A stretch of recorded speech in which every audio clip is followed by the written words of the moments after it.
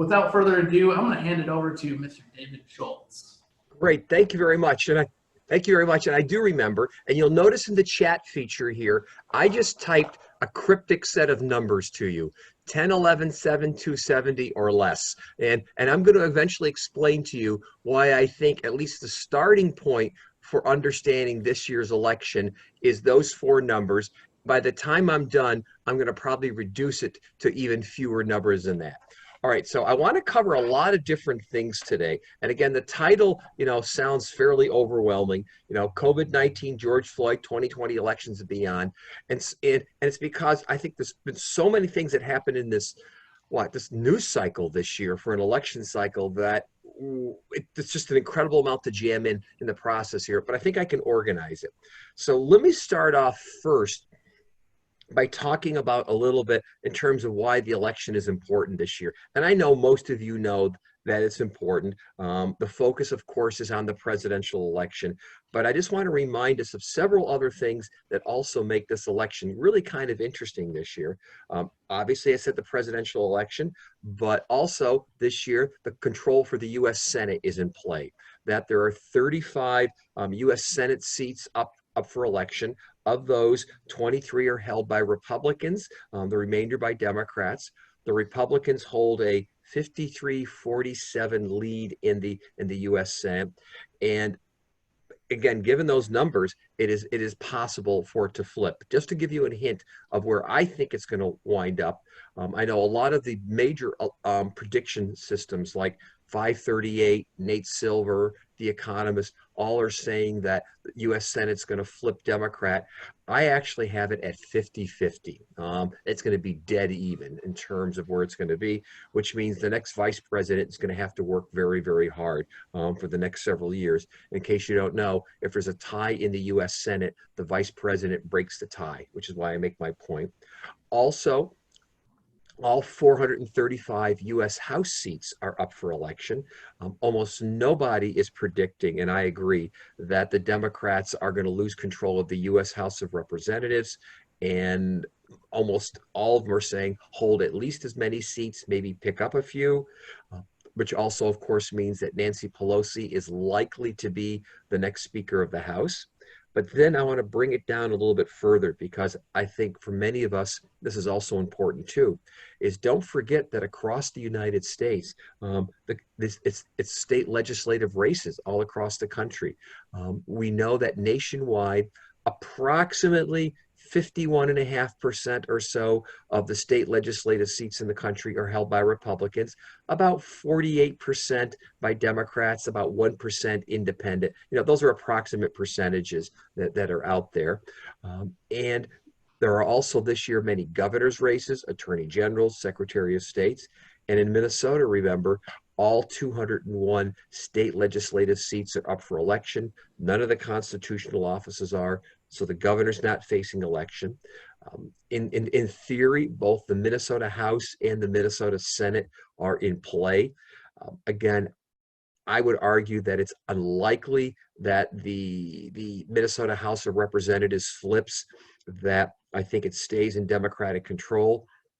The Senate is interesting because right now it is a 35-32 Republican advantage. The Democrats would need to have a net pickup of 2 seats to take control of the Senate and flip it. Again, I can talk more about this later if you would like.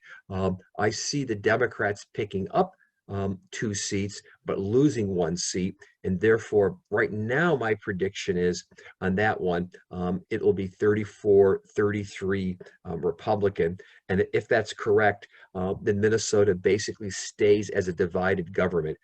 Democratic governor, Democratic House, Republican-controlled Senate. For those of you who either call it gridlock or call it checks and balances, I think that's going to stay the same way in terms of where Minnesota is going to look for the next few years. But again, it is so close. So much of it depends on, I think, what happens in the presidential race, that would be hard to sort of, make a firm prediction, but that's where I think it's going to be. And I also mentioned the fact that the reason why this election is important for state legislative seats around the country, including in Minnesota, is that, as you know, we're doing the census this year. And the year after the census, we have to do the redistricting. And this is important for a variety of reasons. One is that unless we get incredibly lucky in Minnesota, we are probably going to lose one of our congressional seats and go from 8 members of Congress, House of Representatives, to 7.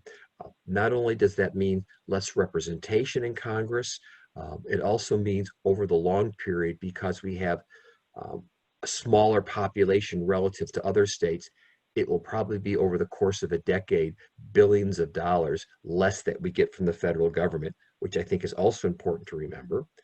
But also, the state legislature that we elect this year does the redistricting next year. And therefore, we're going to see a fairly interesting battle depending on what the partisan alignment looks like in terms of how the state legislative seats are drawn. And also with that, if we do lose a congressional seat, how those lines are going to be redrawn and whose seat gets basically sacrificed at this point, because somebody will have to lose a seat, and that will be really interesting to see how it plays out. But I'm also going to point out something else that many of you probably aren't thinking about in terms of why this year's election is interesting, and I find it really fascinating, is that this is the beginning of the end of the baby boomer era of American politics.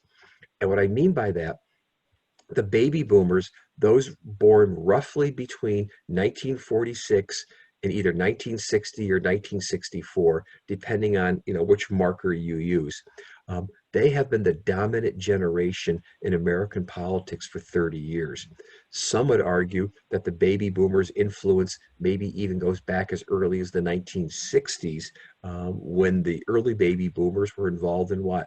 The college rioting, demonstrations, civil rights protests, and so forth. But nonetheless, at least for 30 years, if not longer, the baby boomers have been like the largest age generation in terms of voting. With this election, they no longer are. The millennials, those born roughly between 1982, 1995, and the Gen Zs, those born between about 95 and 2010, they will now be 37% of the American voting population, or potentially, let's say that way. And that is significant because we have all kinds of data that suggest that the millennials and the Gen Zs are demographically, racially, let's say politically, religiously, very different than the baby boomers and the silent generation, that is a generation before boomers, and that as the boomers exit out, the potential is over for the next few years for a pretty significant change in politics in terms of issues being considered, and really just in general for a whole bunch of ways in terms of both the substance and process of politics. So again, this is a point that's often overlooked, and I think it's in many ways one of the more potent things that are happening this year. So that sets some context. I want to set a couple of other contexts before I get to some predictions also today. Another context that I want to set here is in terms of understanding the polarization in American politics. That a lot of times in the last few years, among the most frequent questions that people pose to me, or statements people pose to me, is to say, David, isn't this the most polarized we've ever been in American history politically? And I say, no, the Civil War was probably worse than this. And I said, the early 1960s were also pretty bad too. The early 1960s, where we saw what? A country divided by the Vietnam War. In 1966, 67, we saw American urban cores burning because of riots. Race was a major issue. A president was assassinated. His brother was killed running for president. A major civil rights figure was assassinated. Things were pretty ugly back then. But nonetheless, I'm going to still argue there are indications right now that over the last 40 years, we have become a very polarized country. And to make my point just briefly here, I want to take us back, I'm going to say somewhere between 1976, 1980, 40, 44 years ago. And let's say we went back to that period, approximately then, and we did a public opinion survey. Excuse me. And in that public opinion survey, we asked people a range of questions about the big issues of the day. It would have been about the Cold War, or about social issues, or about taxes, or who knows, whatever it would have been. And if we were to now to take public opinion and plot it on a curve, plot the responses with people from the most conservative to the most liberal. If we plotted it out, the responses would follow a beautiful bell-shaped curve. And again, I'm not using a PowerPoint today, but just imagine what a bell-shaped curve looks like. Kind of fat in the top, bunched at the center, and it kind of tails off. And what that bell-shaped curve suggests is that there were a small number of very conservative people, a small number of very liberal people, but the vast majority of public opinion would have been towards the center, where that bell curve is at its fattest. Now, let me also get you to imagine that we take that bell curve and draw a dotted line right down the middle of it. In political science language, we would call that dotted line the median voter. That would be the voter who is halfway between the most liberal, the halfway between the most conservative voter. This median voter is very, very important for a variety of reasons, and the shape of the curve is important for a lot of reasons. If the vast majority of voters identified themselves as centrists, think about it. If you were the major political parties, Democrat and Republican, what kind of candidate would you want to nominate if you wanted to win the presidential election? And if one of you hits your buzzer and it goes ding, ding, ding, ding, ding, ding, and it says a centrist, you would be absolutely correct. That I'm going to invoke one of my heroes today. One of my heroes is Willie Sutton. He's a bank robber. I know he's a strange hero, but Willie Sutton was once asked the question, why do you rob banks? And he said, because that's where the money is. And keep that logic in mind. If you're a party back in 1976, 1980, and you know where the vast majority of voters are in the center, it would of course make sense to nominate more centrist candidates. In 1976, Jimmy Carter, Gerald Ford, for the Democrat and Republican parties were centrist. In 1980, Jimmy Carter is still a centrist. Ronald Reagan may be a little bit more conservative, but by today's parameters, probably closer to a centrist than we see today. So the two parties we'll find converge towards the center, and the center of their two parties was towards that median voter. We also know that the two parties back then, and you're going to see why all this is important in a few minutes, by the way. We also know, and I'll teach you another political science term, is that the two parties were what we call coalitional. And what we mean by coalitional is back in the 70s, the Democratic and Republican parties each had a mixture of conservatives, liberals, and moderates. That there was a mixture. And this was important because with this kind of ideological mixture, we have evidence that it made easier, or was easier, I should say, for the two parties to cooperate and work together because of that mixture of ideology. Okay, a few more characteristics to understand, then I'm going to flip us to today so you understand our picture.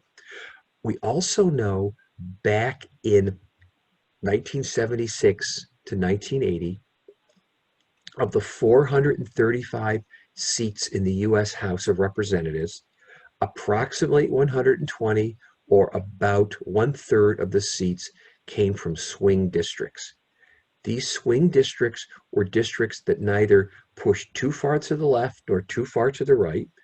They had a high percentage of voters who identified themselves as moderate.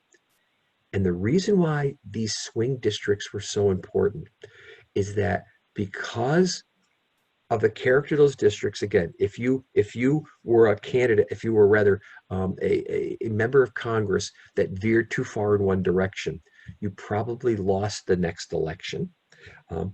Because also there were so few, or rather I rephrase it, because it was almost impossible for the Democrats or Republicans alone on straight ideology to win in Congress. They needed these swing members of Congress.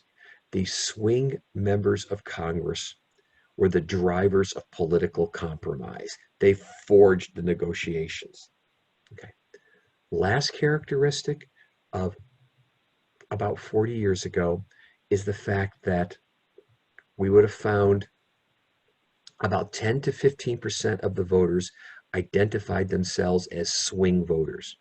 And what we would mean by swing voters are voters who either might vote for, let's say, Democrat for president, maybe Republican for governor, et cetera, or one election they might vote Democrat, next election they might vote Republican. Classic swing voter. So think about my picture from 40 years ago. Bell-shaped curve, median voter. The two parties were coalitional, converging towards the center. We had about 1/3 of the members of Congress from swing districts, and 10 to 15% of the voters were swing voters. As a result, if we just looked at Congress, for example, we had a high degree of legislation that was bipartisanly passed. And if productivity is a sign of anything, a lot of laws were actually adopted also. That's our picture back then. Fast forward us 40 years later. 40 years later, take that bell-shaped curve and imagine it in several different ways. One imagination is you step on it. Somehow you could step on that curve with your foot and push the center down, and it kind of shoots out this way. If that doesn't help, imagine a double hump camel's back. If that doesn't help, the more technical way we could describe it, it's now a bimodal curve. That is the state of American public opinion now, that we could still draw a line through the dead center. We can still locate the median voter, but that median voter is almost immaterial now. Yes, when we do lots of interviews of people, everybody seems to want to say they're a moderate, but in reality, most of us are not. In fact, moderates have just about disappeared.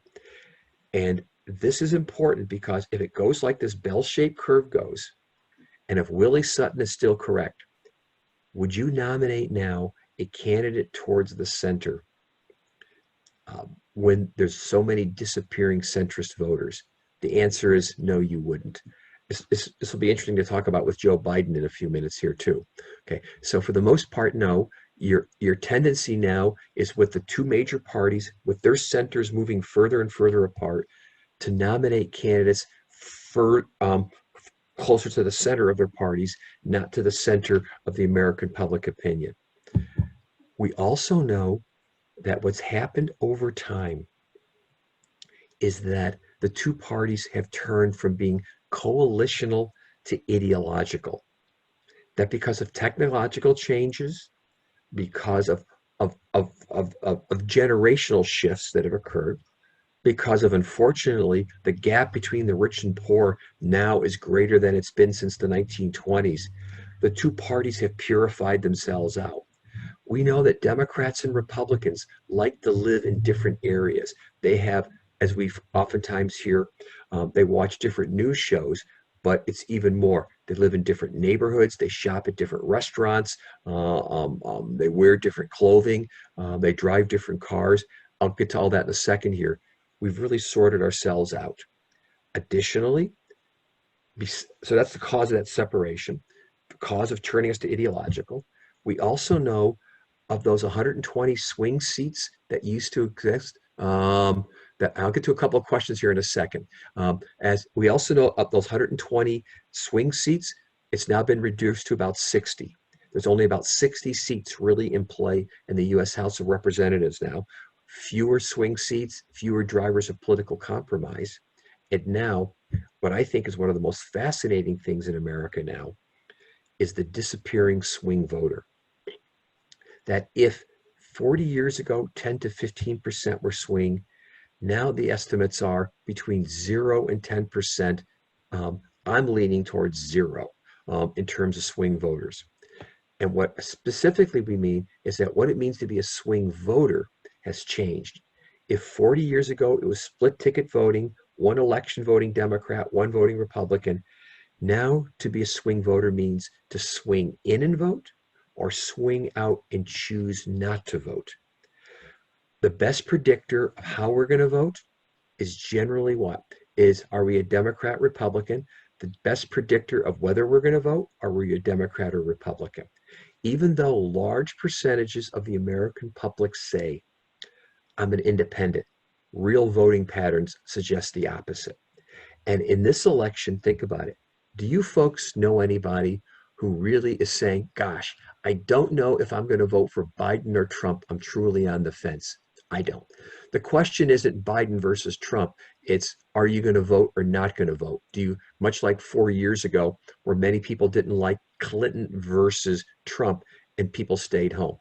Now, among the most important swing voters, I'm not the only person to say this, the single most important swing voter in America, college-educated suburban women. They rule, they rock.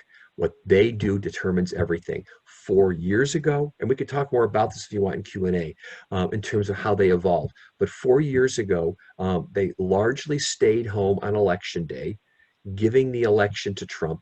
2 years ago, they largely showed up in record numbers to vote in the midterm elections, and that's what led to the Democratic Party sweep. There's indications this year that suburban college-educated women are highly motivated to vote.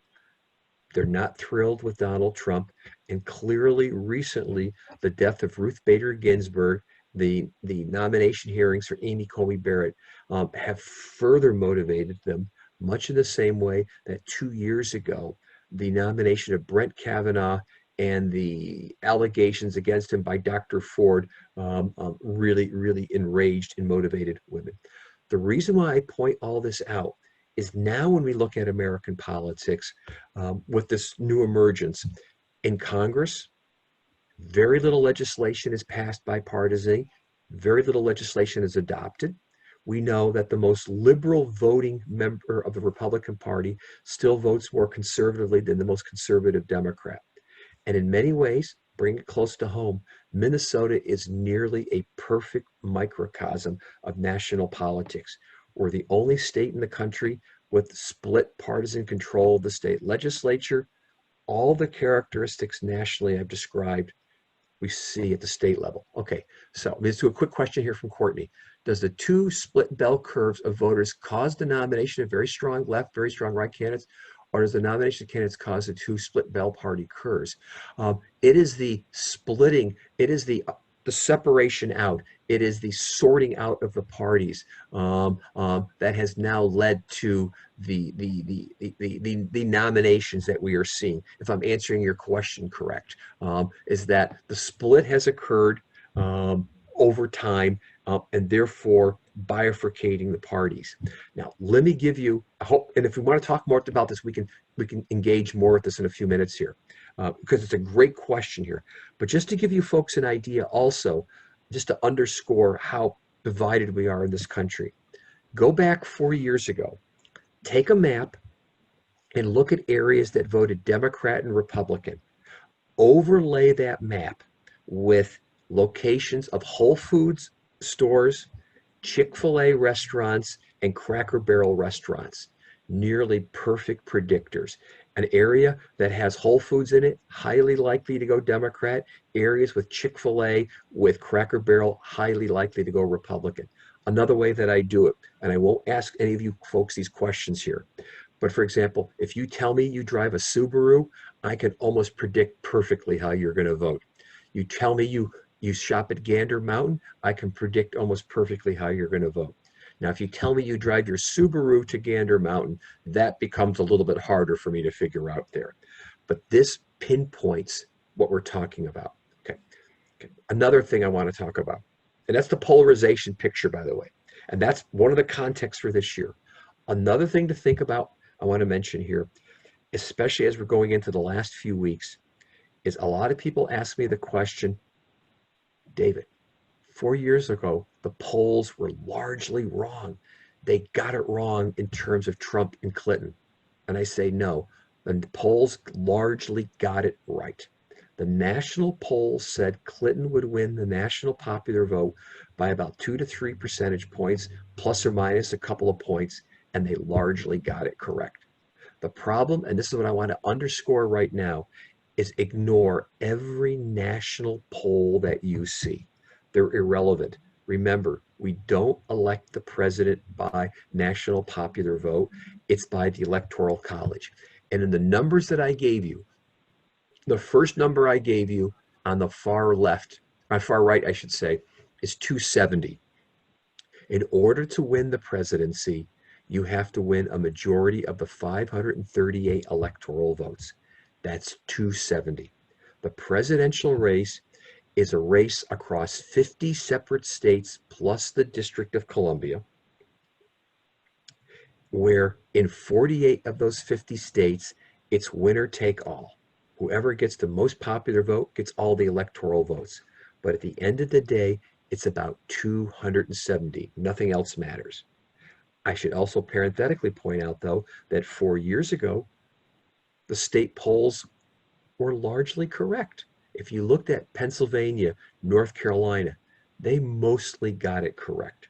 Now, you're going to see how I connect the polling to the Electoral College to polarization in just about 10 minutes at most. And I have about 10 more minutes of presentation or so, and then, or 15 at most, and wide open. All right. Another thing I want us to think about is think about how things have changed. If you had asked me to speak to you, let's say back in February or March earlier this year, and let's say one of you had asked me the question, what do you think are the major issues in the presidential election? Excuse me for a second. I would have said it would have been what? First, the failed impeachment effort of Donald Trump. Do all of you remember that we tried to impeach the President of the United States and have a trial in the Senate earlier this year? I don't know about you. I forgot the fact that that happened in February. That's like an eternity ago at this point. And so that would have been one issue. But I still say back then, the biggest issue would have been what? Donald Trump himself. If in 2016, the election was all about Hillary Clinton's character and a referendum on hers, and in part, that's why Donald Trump won. 2018, the midterm elections, was a referendum on Donald Trump and his character. And I said, and I'm still saying, that all along, this election, the number one issue is Donald Trump. It's about what you think of him, his character, et cetera, et cetera. Now, there are some intervening things that I'm going to argue that have changed everything and changed nothing. I'm going to argue first that the pandemic changed everything and changed nothing. Changed everything in the sense that, of course, what? The pandemic is now an issue, how it's affecting the economy, how it's affecting so many different things. But our polarization is so deep in our society that down to what? Wearing of masks, opening or closing the economy, our judgment on how well Donald Trump is doing, all are still what? Reflecting that partisan divide.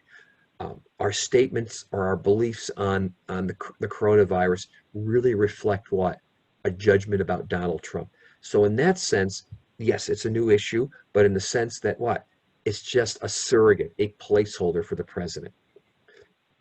Where I think the coronavirus, and by the way, and the coronavirus has of course also made the economy an issue in ways that it wasn't 7 months ago. I still think 7 months ago it should have been an issue, but it wasn't, and so we certainly have that. But again, our views on the economy are very much tied into our views about Donald Trump.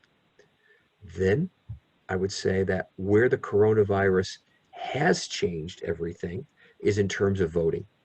Is that as we saw back in April, when people in Wisconsin were like literally risking their lives to vote, it's really produced a significant battle over voting in this country. Again, partisanly divided. Democrats supporting more early voting, more voting by mail, Republicans opposed to it. We are setting ourselves up right now for a situation where it's looking like Democrats are voting in very significant record numbers early, and Republicans may be waiting till election day, which may give us what? two very different results that have to be glued together. I should also say that the pandemic has turned this election into the most heavily litigated election before election day in American history.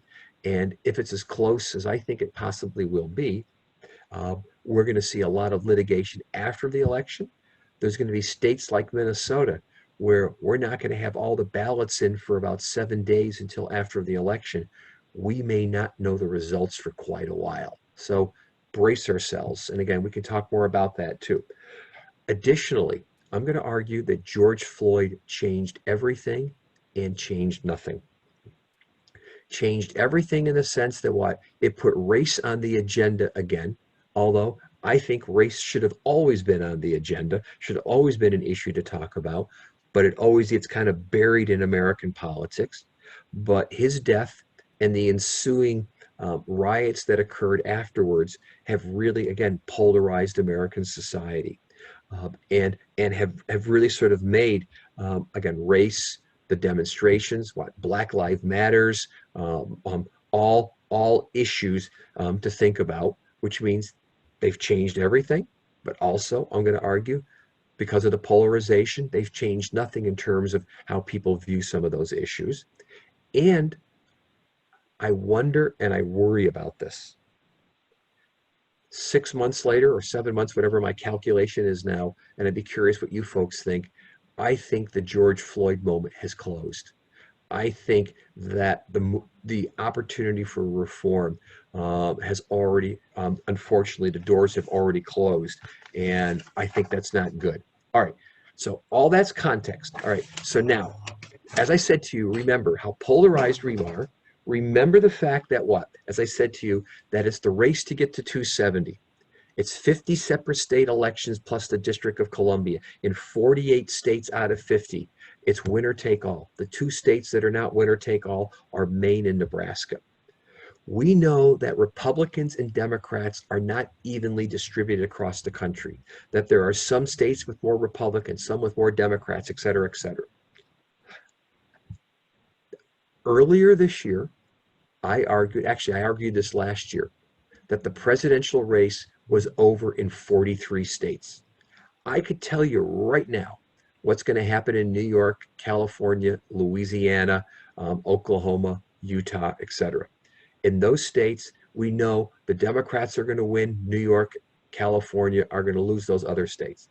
If I'm of a minor party in those states, on election day, I might as well stay home and eat potato chips. It almost doesn't matter how I vote, right? How I start my calculation right now, if the election were held today, Joe Biden has 222 electoral votes out of the 270 that he needs. Donald Trump has 205 out of the 270 he needs. There are 7 states, those that are not clear, although in a few minutes here I'm going to narrow it even more. But earlier this year, I would have argued there were 7 states totaling 100 in electoral votes that are in dispute. Those 7 states: Arizona, Florida, Michigan, Minnesota, North Carolina, Pennsylvania, and Wisconsin. Those 7 states hold the balance of power. What happens in those 7 determines who gets the remaining electoral votes to get us to 270.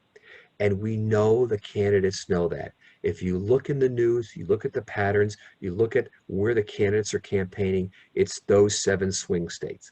Yes, I know Democrats are salivating and thinking, for example, Georgia is in play, Texas is in play. Maybe I'm still not convinced yet. I lived in Texas for many years. I always thought Texas was like 2024 because of the changes, but possible. But I still think it's those 7 states that start with it. But we also know that within those 7 states, there are certain critical, these 7 states, which we call the swing states, there are critical swing counties within each of those states that drive the election. For example, in Arizona. Whoever wins Maricopa County wins Arizona. In Florida, it would be what? Hillsborough or Pinellas. In Michigan, it would be what? Wayne County. Minnesota, I've got a couple of possibilities. I still say it's all about Hennepin County. Turnout there determines everything. A second possibility might be Kandiyohi County, where Wilmer is, as a good predictor. North Carolina, it's Wake County. And then my only joke for today, I will do in a second here. In Wisconsin, it's going to be Brown County, which is where Green Bay is. And you'll see where the joke is at some point. All right. So we've got this few number of counties that are out there. And the candidates know it. They zero in on those counties. And so what I have here then is what? 11 counties in 7 states. Now, that first number, 10, to show you how close the election is. What I've been arguing and my research shows is that it's what? 10% of the undecided voters, or rather 10% of the voters located in 11 counties found in 7 states determine who gets to 270 electoral votes. We're looking at an incredibly small number of voters that are going to determine this election. Remember, 3 years ago, had 85,000 votes more gone to Hillary Clinton in Pennsylvania, Wisconsin, and Michigan. She's running for re-election right now. Another way of showing you how tight this race is, or how tight our American politics is, how polarized. 4 years ago, I did a piece called "As Scranton Goes, So Goes the Nation," and it was in the Philadelphia Inquirer.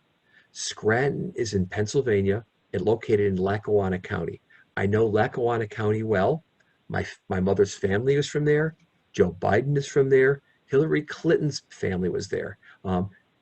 Lackawanna County was an old coal mining community. For those of you who watched The Office, you probably remember Scranton at some point being featured in that series there. But it's a county that traditionally went strongly Democratic. Obama was winning it by 22 points.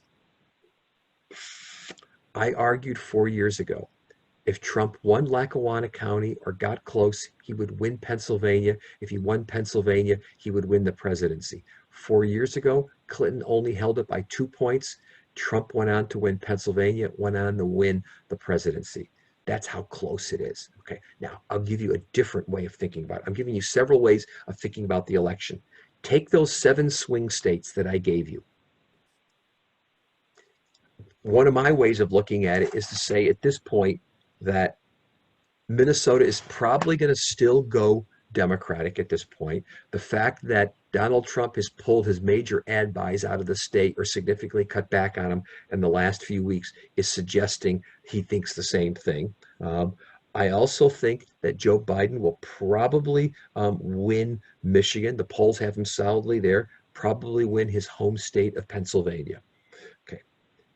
Additionally, although it's competitive, I think Donald Trump might still win Florida, although it's close, might still win Arizona, and probably North Carolina. If my scenario is correct, apportioning out the electoral votes, Joe Biden has 268. Donald Trump has 260. There are 10 electoral votes in the balance. Those are the 10 in Wisconsin. Many people are saying what Wisconsin does decides everything. Okay, now my sole joke of the day. If in fact Brown County, where Green Bay, which is where Green Bay is located, is decisive to who wins Wisconsin, you folks, of course, know what this election is all about now, don't you? It's going to be decided by a bunch of Green Bay Packers fans. And if you happen to be a Minnesota Vikings fan, this is the worst possible scenario in the world. Okay. So on another scenario, then, we're down to what? Just maybe Wisconsin. Another scenario, which I think is what it really is at this point. I think it comes down to 3 states. I think it's the same 3 states as before: Wisconsin, Pennsylvania, and Michigan. But now I'll give you a different way of thinking about it. The core base that Donald Trump needs to have come out in record numbers for him to win is white, working class, mostly males without a college degree. They are a decreasing percentage of the population over time. He needs to heavily mobilize them. On the other hand, core to Joe Biden and to the Democratic Party's fortunes, college-educated suburban women. If you could almost draw an intersection, the intersection of the turnout between white working class males without a college degree and suburban college educated women, that intersection of how those two groups vote in 3 states, Michigan, Wisconsin, and Pennsylvania, that's the election. One more way of thinking about it.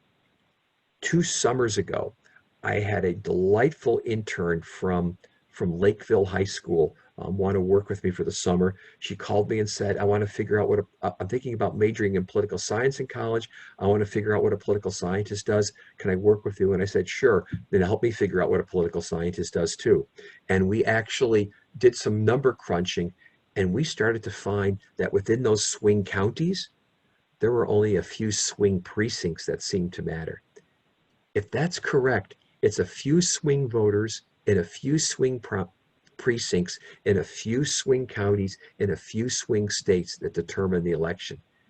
I am not to the point yet of saying how Harry and Maria vote on, let's say, Elm Street in Green Bay, Wisconsin determines the election, but we're pretty darn close to that. Okay, last statement, then I open it up. Okay, if the election were held today, I think Biden is narrowly favored now. Up until earlier this week, I was still saying Donald Trump Donald Trump had a 55% chance of winning re-election, despite the fact that the Nate Silvers and all those other places out there, economists, were saying 80% chance for Biden. Remember, 4 years ago, they were saying 70 and 80% chance for Clinton. I kept predicting 4 years ago that Trump was going to win in the Electoral College and lose in the popular vote. So I don't know, my track record's not so bad here. In the last 10 days, last 10 days, I think Trump has taken a major beating. Yeah, the taxes was an issue. The first debate was an issue. But I think the most critical thing to happen in the last, let's say, 10 days, and Trump getting the coronavirus too, I think is pretty critical too, is what? The vice presidential debate. And I'm not talking about the fly, although everybody else is. What I'm talking about is the number of times Mike Pence interrupted Kamala Harris. And if we go back to what I was saying here, that college-educated suburban women are the drivers. And I'd be curious what you folks think here. And I've got like Courtney, Sarah, and a whole bunch of others here. I'd be curious to chime in. When I watched the debate and I looked at it, I thought the look on Senator Harris's face was the look that every woman had about every guy interrupting her and cutting her off in a discussion. And I am convinced that if suburban women and women weren't already motivated to vote, that did it. On top of which, the passing away of Ruth Bader Ginsburg and the replacement with Amy Coney Barrett, there's also indications that it is motivating women to vote in ways that we saw after Brett Kavanaugh. So I've got Biden at a 55% chance of winning. The number of people who are out there still eligible to vote after early voting is going down. We generally know that the few undecided voters that there are break against the incumbent. Put all that together, slight nod to Biden, but we still have what, about 2.5 weeks. Okay, what do you think about Trump's rising support in the BIPOC committee? Is Hunter Biden a factor whatsoever? I'm not okay. I think the Hunter Biden story gets buried now in the dueling debates last night. That again, I only watched part of it. And I don't know about you. I've reached a point where I know what the first debate. I kid people and say the first presidential debate. I ask people, how many minutes did you folks go into that debate before you had to take an Advil or an aspirin? I lasted several minutes and said, this is really painful. I tuned in a little bit last night. I'm not sure the Hunter Biden story goes very far. Now, what's interesting here is there's a couple things in terms of Trump's rising support in several communities. He's getting a little bit more support in the Black community than he did a few years ago, especially among Black males. What I wonder is that enough to help him counteract what I think is going to be a very, very strong support among, again, suburban women.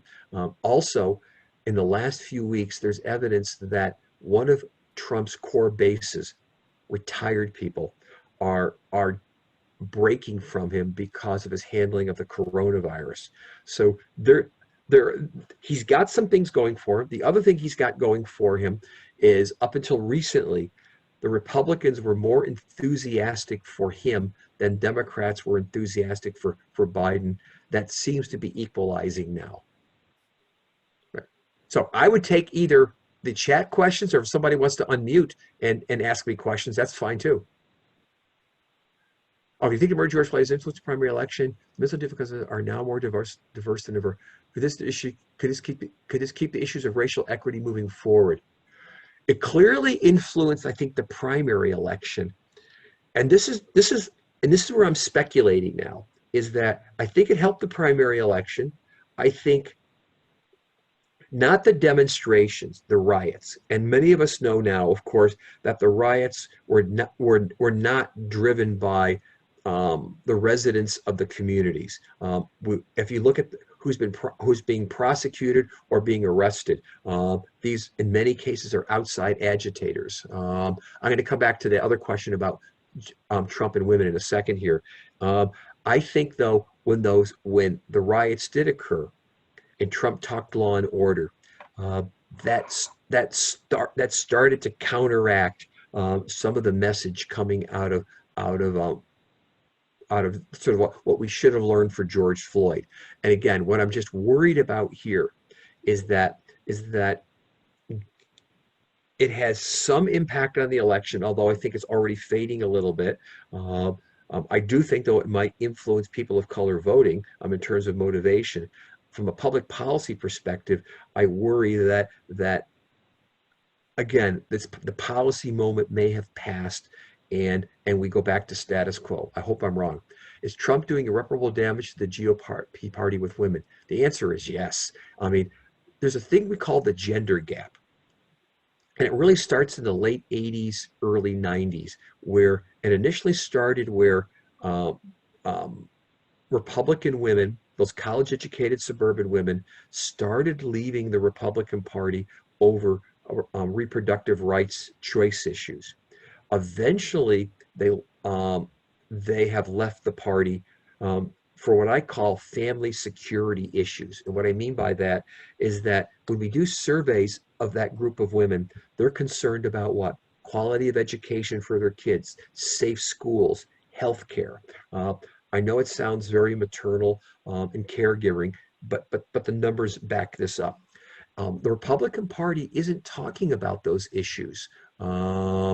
And those suburban women are walking away. And now this year, the gender gap, the percentage of women supporting Democrats versus the percentage supporting Republicans, is at 25 or 30 points. Women are now 52% of the electorate.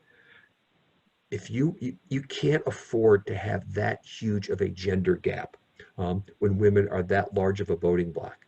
Longer term, I'm going to argue, it may be a time for me to come back for a different talk with you folks, that there's a real existential problem for both of the parties in terms of this generational shift that's going on. But both the Democrats and Republicans are in danger of losing the next generation of voters. But certainly the Republicans are facing a major problem.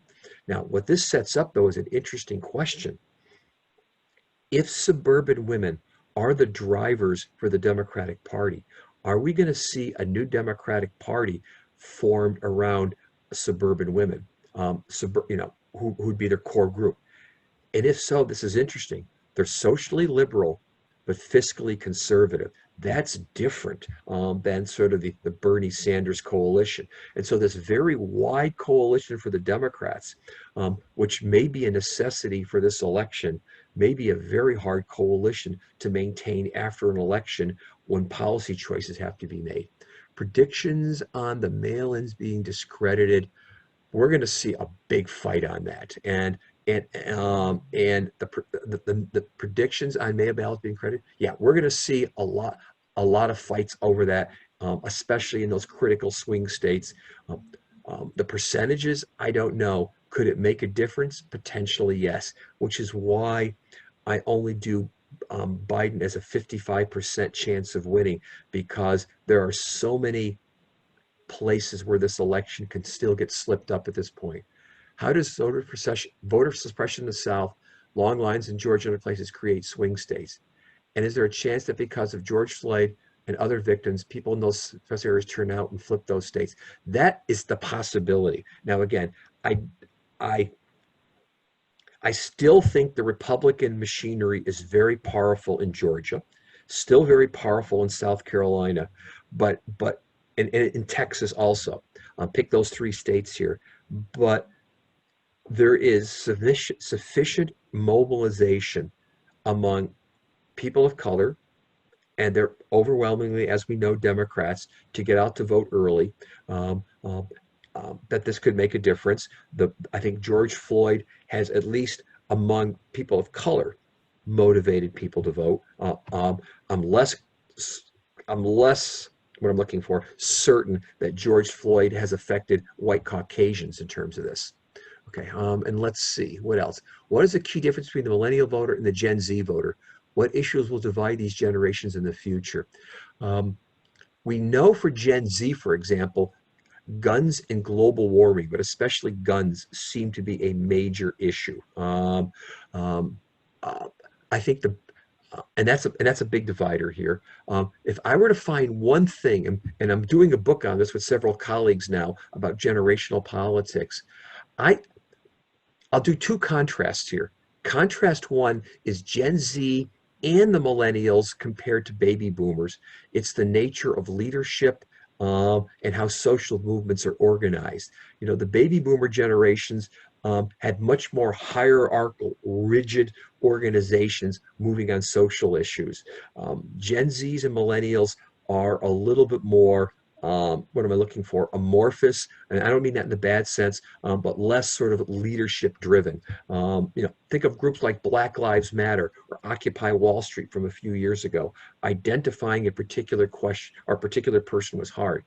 I would say, though, on policy issues, there is very little difference between those generations. It's more going to be in terms of levels of engagement and, let us say, tactics of engagement that we're finding so far. David, I do want to be conscious of time. We have just about 1 minute left. There is one last question if you want to answer that. I will. Where is it? What is it? If Biden is elected, how long until the 25th Amendment comes into play? Okay. You assuming he's already taken office at that point.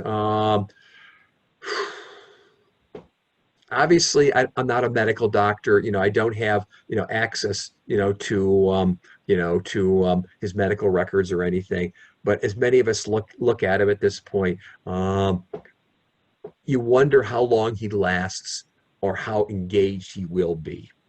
So hard for me to make that prediction, but I wouldn't be surprised at all if after somewhere in the next 4 years, Vice President Kamala Harris is, at least for a while, acting President Kamala Harris.